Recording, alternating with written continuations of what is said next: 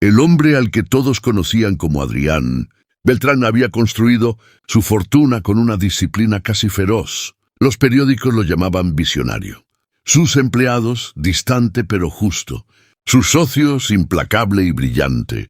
Nadie lo veía caminar sin prisa ni sonreír sin cálculo. Vivía en un ático de cristal que miraba la ciudad como si fuera un tablero. Y cada mañana atravesaba el vestíbulo de su empresa con el mismo paso firme, ajeno a los murmullos y a las miradas. Sin embargo, aquel martes gris, algo minúsculo alteró el orden que había sostenido su vida durante décadas. Notó a Daniel. Daniel era uno de los empleados más silenciosos del departamento de logística. Llegaba temprano, se iba tarde y jamás pedía nada. No destacaba por ambición visible ni por el brillo de las presentaciones, pero su trabajo era impecable. Adrián lo había observado durante meses sin darse cuenta. Como se observa un detalle que no reclama atención hasta que, de pronto, resulta imposible ignorarlo. Aquella mañana, Daniel entró al edificio con los hombros ligeramente encorvados, como si cargara un peso invisible. No era nuevo, pero esa vez Adrián sintió una punzada inexplicable, una inquietud que no se parecía a ninguna alarma financiera ni a ningún riesgo empresarial. Durante la reunión ejecutiva, mientras los números desfilaban por la pantalla, Adrián descubrió que su mente se desviaba una y otra vez hacia el recuerdo de Daniel esperando el ascensor, mirando el suelo, apretando el maletín gastado con una mano firme. ¿Por qué le importaba? Se lo reprochó a sí mismo. Él no se permitía distracciones humanas. Había aprendido hacía años que la cercanía era una debilidad, y aún así, al terminar la jornada, ordenó a su chofer que lo dejara a 2 cuadras de la empresa. Caminó sin abrigo, con el cuello levantado, y esperó. Daniel salió poco después de las 7. Miró el cielo como quien calcula el tiempo con resignación, y emprendió el camino a pie. Adrián lo siguió a distancia, sorprendido de su propio impulso. Se dijo que era curiosidad, una simple observación sociológica, nada más. Atravesaron calles que el millonario no recorría desde hacía años, barrios donde los edificios se apretaban como si buscaran calor. Daniel se detuvo frente a una tienda pequeña y compró pan y leche. Saludó al tendero con una sonrisa cansada, y esa sonrisa fue como una grieta en el muro de Adrián. Siguieron caminando hasta un conjunto de casas antiguas. Daniel subió una escalera estrecha y desapareció detrás de una puerta desconchada. Adrián se quedó abajo, sintiéndose ridículo y al mismo tiempo incapaz de irse.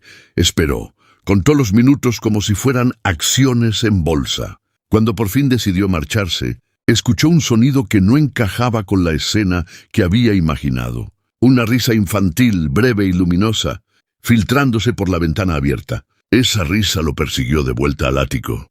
Aquella noche no durmió. Recordó su propia infancia difusa y lejana, marcada por un padre ausente y una madre que aprendió a callar pronto.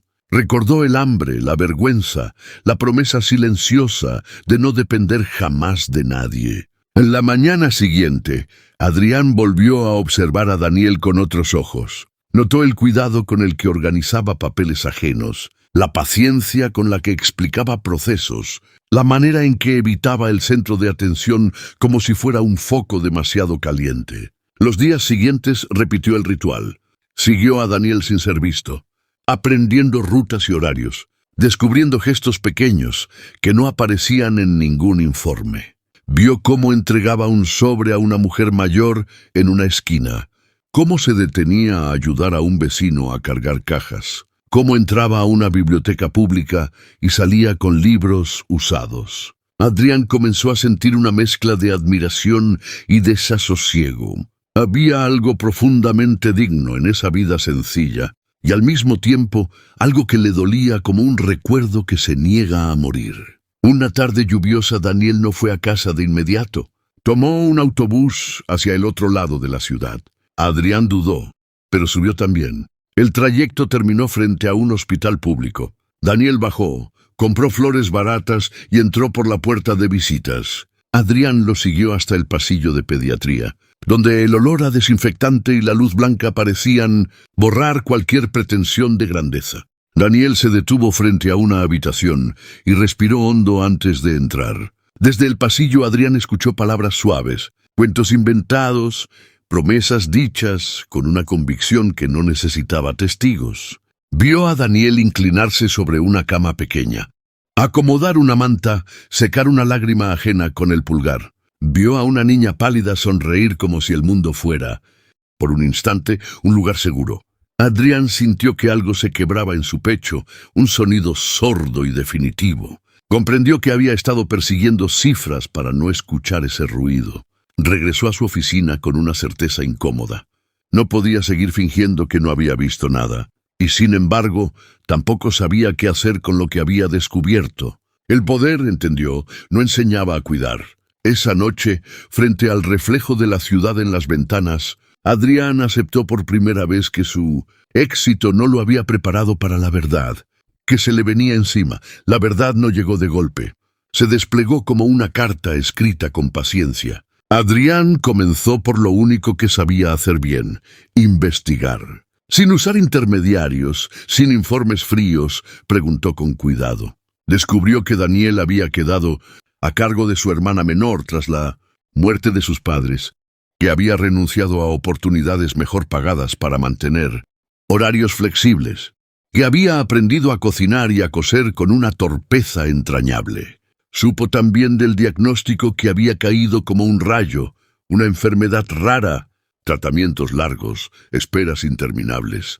Supo del miedo que no se confiesa, del cansancio que se esconde detrás de la puntualidad. Cada dato era un golpe suave y persistente. Adrián se vio reflejado en el joven que había sido, pero con una diferencia esencial.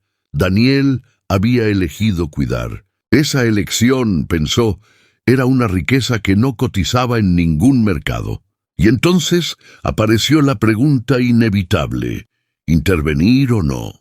El millonario había pasado su vida creyendo que ayudar sin ser pedido era una forma de dominio. Pero ahora el silencio se le antojaba una crueldad.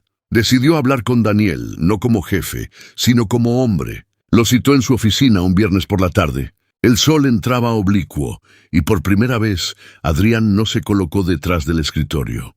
Daniel llegó puntual, con la misma compostura de siempre, y se sentó sin saber qué esperar. Adrián respiró hondo y dijo la verdad sin adornos: que lo había seguido, que había visto, que no pretendía juzgar ni invadir, solo comprender. Daniel escuchó en silencio. Sus manos temblaron un segundo y luego se aquietaron. No quería que nadie lo supiera, dijo Daniel al fin. No por vergüenza, sino porque no quería deberle nada a nadie. Esa frase terminó de romperle el corazón a Adrián. Le habló entonces de su propia historia, de la pobreza, del miedo a necesitar.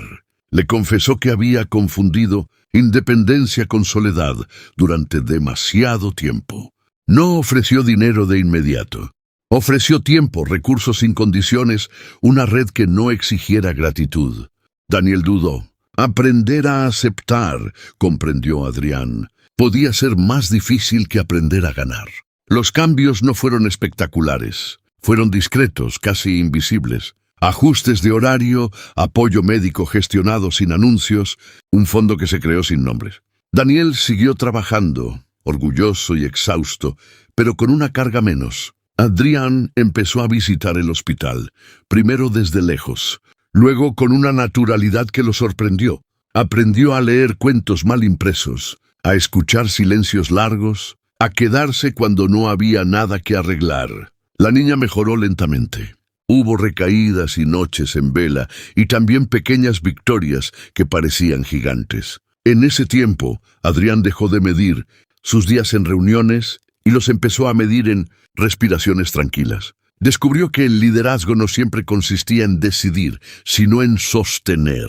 Y descubrió algo más incómodo, que su corazón, aquel músculo olvidado, podía doler y aún así seguir latiendo con más sentido. Un año después, Daniel presentó su renuncia. No por ingratitud, explicó, sino porque había recibido una oferta que le permitiría estar aún más cerca de su hermana. Adrián lo escuchó con un nudo en la garganta. Lo felicitó sin reservas. Antes de despedirse, Daniel le dio las gracias de una manera sencilla, sin solemnidad. Adrián comprendió que no había salvado a nadie. Apenas había aprendido a acompañar. El día que Daniel se fue, Adrián volvió a caminar por los barrios que había redescubierto. Entró a la tienda pequeña y compró pan y leche. Saludó al tendero. Subió una escalera estrecha que ya no le parecía ajena. Escuchó una risa infantil, más fuerte ahora, más segura. Sonrió, y en esa sonrisa había menos cálculo que nunca. La verdad, pensó, no le había quitado nada. Le había dado una forma distinta de estar en el mundo. Y aunque el dolor seguía ahí, como una cicatriz sensible, también estaba la certeza de que por primera vez su riqueza tenía un pulso humano. El millonario se marchó, sabiendo que no todas las ganancias se cuentan, y que algunas pérdidas, las del miedo, las de la indiferencia, son en realidad el comienzo de algo que por fin merece la pena.